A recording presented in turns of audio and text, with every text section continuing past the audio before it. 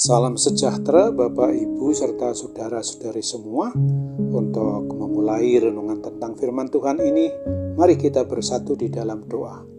Tuhan Allah Bapa di sorga yang memenuhi hati, akal, dan pikiran kami, umat manusia, berfirmanlah kepada kami, sebab kami bersedia untuk mendengar, dan atas pertolongan Roh Kudus mampukan kami, supaya boleh melaksanakan firman-Mu itu dalam hidup kami setiap hari.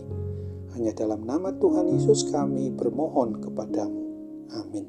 Sebagai nas renungan firman Tuhan pada hari ini diambil dari Yohanes 16 ayat 7-11 yang berbunyi, "Namun benar yang kukatakan ini kepadamu adalah lebih berguna bagi kamu jika aku pergi. Sebab jikalau aku tidak pergi, penghibur itu tidak akan datang kepadamu.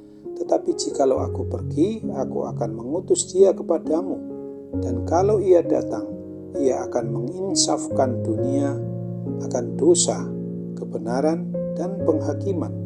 Akan dosa karena mereka tetap tidak percaya kepadaku. Akan kebenaran karena aku pergi kepada Bapa, dan kamu tidak melihat aku lagi. Akan penghakiman karena penguasa dunia ini telah dihukum." Sebagai tema yang diangkat dari nas renungan kita adalah Roh Kudus insafkan umat manusia akan dosa, kebenaran, dan penghakiman. Di dalam kita yang telah memperingati hari Pentakosta, hari turunnya Roh Kudus, Allah yang diam di dalam baitnya, yaitu di hati manusia, sehingga dalam suasana minggu-minggu Trinitatis ini, maka Tuhan Yesus mengingatkan kita bahwa beberapa tugas pekerjaan Roh Kudus itu sendiri adalah untuk menginsafkan kita. Yang pertama adalah tentang dosa, di mana bahwa semua umat manusia yang tidak mau beriman percaya kepada Kristus, Anak Allah, satu-satunya Allah yang esa itu, Juru Selamat bagi umat manusia di dunia ini, akan tetap tinggal di dalam belenggu dosa. Yang kedua, menginsafkan akan suatu kebenaran, bahwa atas dasar kasih-Nya yang begitu besar, maka Tuhan Yesus adalah satu-satunya yang adalah sebagai anak domba yang tak bernoda dan tak bercacat itu, rela mengorbankan dirinya sampai mati terkutuk di atas kayu salib di Bukit Golgota sekali untuk selama-lamanya.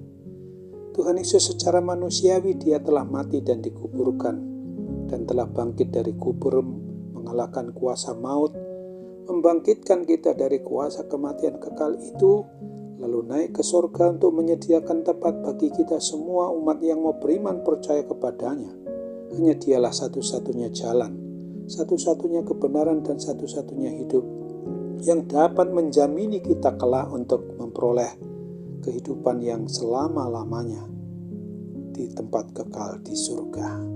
Yang ketiga tentang penghukuman, bahwa penguasa dunia yaitu iblis maupun setan-setan kuasa maut itu telah ditentukan untuk dihukum, dan semua orang yang tidak mau beriman percaya kepada Tuhan Yesus dan yang telah dinyatakan dalam belenggu dosa akan tetap bersama-sama iblis itu masuk ke dalam penghakiman pada saat akhir zaman kelak untuk dihukum, dan sungguh-sungguh akan masuk ke dalam api neraka itu yang tak berkeputusan.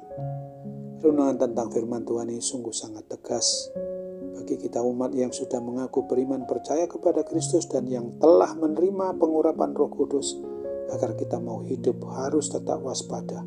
Jangan sampai terbujuk oleh rayuan maupun godaan iblis setan-setan itu untuk meninggalkan Tuhan Yesus.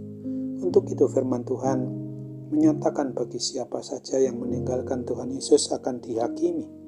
Sesungguhnya firman Tuhan yang kita renungkan ini mau mengingatkan kepada kita agar setiap pribadi maupun kita sebagai keluarga, maka semua orang sudah mengaku sebagai orang beriman percaya kepada Kristus, supaya selalu harus memohon bimbingan, tuntunan, dan pertolongan Roh Kudus saja untuk tetap taat dan setia kepada jalan dan kebenaran dan hidup yang harus terus dilalui bersama-sama dengan Dia, mengikuti apa yang menjadi kehendak Tuhan saja, karena dialah satu-satunya jalan sampai kepada hidup yang kekal itu.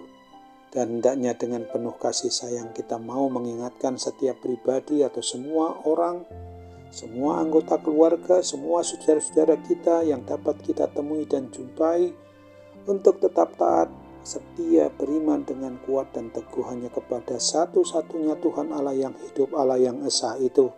Hanya di dalam Tuhan Yesus Kristus saja. Ingatlah firman Tuhan yang ditulis dalam Wahyu 2 ayatnya yang ke-7 sesuai dengan janjinya ini. Siapa bertelinga hendaklah ia mendengarkan apa yang dikatakan Roh kepada jemaat-jemaat. Barang siapa menang, dia akan kuberi makan dari pohon kehidupan yang ada di taman Firdaus Allah. Amin. Mari kita kembali bersatu dalam doa.